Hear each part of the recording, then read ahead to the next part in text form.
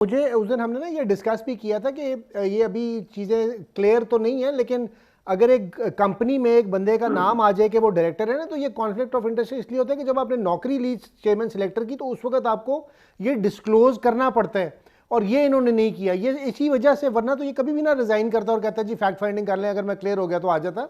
ये इतनी क्लैरिटी थी, तो ये पाकिस्तान में तो आपको पता है रिजाइन करने की आदत ही नहीं है, तो ये रिजाइन इसी वजह से हुआ कि ही नोज के ही इज गिल्टी। गिल्टी तो वो तो सरेआम पता है। कोलचेस्टर में देखें कंपनी है, और एक इसका भाई है वहाँ, और एक तला है, और एक रिजवान, और ये 4 डायरेक्टर है वहाँ पे।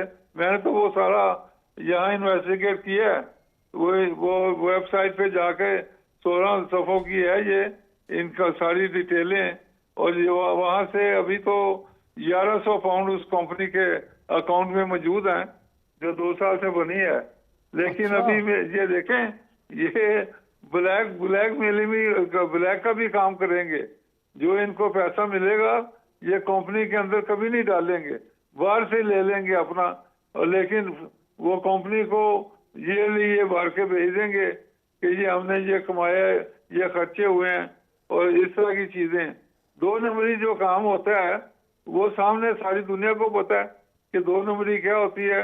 And they are one of, देखो मलिक क़य्यूम ने इनको सजाएं दी हुई हैं, और मलिक क़य्यूम ने लिखा हुआ है कि इनको क्रिकेट बोर्ड के करीब तक न लाएं, तो उसके बावजूद ये बोर्ड के अंदर बैठे हुए हैं। जी सर, 1 लाख रुपया मेरा ख्याल है फाइन हुआ था ना?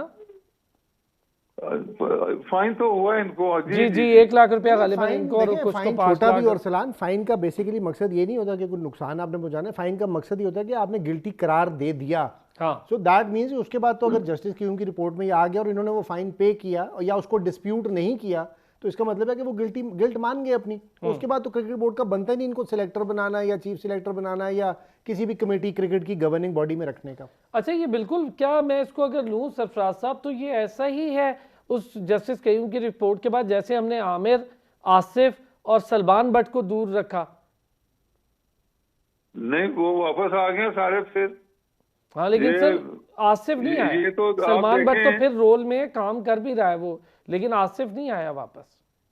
नहीं, आसिफ तो चला गया ना, मेरे का उधर ही चला गया। लेकिन उसको इजाजत थी क्रिकेट खेलने की, अपना क्लब क्रिकेट या फर्स्ट क्लास।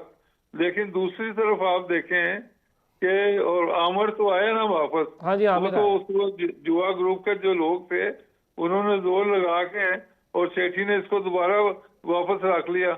अब सेठी भी तो इस ग्रुप का ही आदमी है।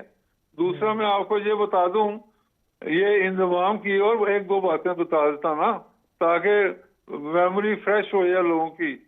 1 करोड़ रुपया इसने लिया था कि रिटायरमेंट लेने का।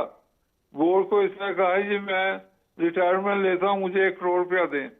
तो 1 करोड़ इसको मिला रिटायरमेंट का। उसके बाद इसने फिर बड़ी शर्तें लगवा ली।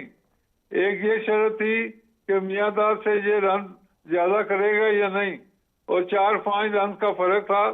ये अगले दिन जब बैटिंग करने गया है तो पता नहीं करोड़ों अरबों की शर्तें होंगी, तो इसने आगे निकल के स्टंप हो गया और मियांदाद का रिकॉर्ड नहीं तोड़ा। ये आप लोगों को याद होना चाहिए, या देख लेना कभी। तो उसमें भी शर्तें लगी हुई थी, और वहां से भी इसने पैसा कमाया। ये जगह जगह जुआ खाते हैं। मैं कहता हूँ इंडिया का बुक मेकर इसकी शादी पे 10 लाख का इसको तोहफे भेज रहा है इंडिया से। आपको तो, मुझे तो नहीं भेजता कोई। तो ये सारे एक ग्रुप में मौजूद हैं। और ये जो नासिर हुसैन कहते हैं कि एक दफा आप इसमें शरीक हो जाएं तो they will rope you in, फिर आप बच नहीं सकते। जी।